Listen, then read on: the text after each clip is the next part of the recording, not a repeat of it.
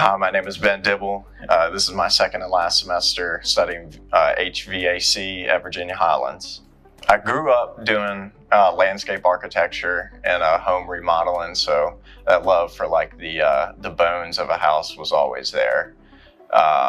But after a failed college attempt, I had to reroute my life choices and kind of delve into some other careers, and went around, decided to try out HVAC and ended up falling in love with it.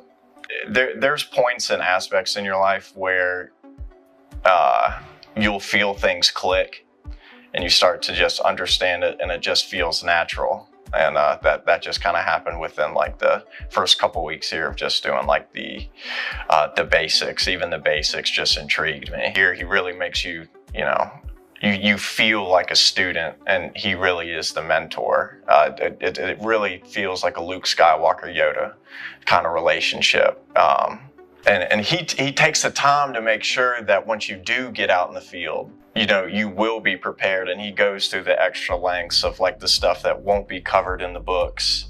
It won't be covered in the manuals. He just has those decades of in-field experience that like you can't get from anybody else.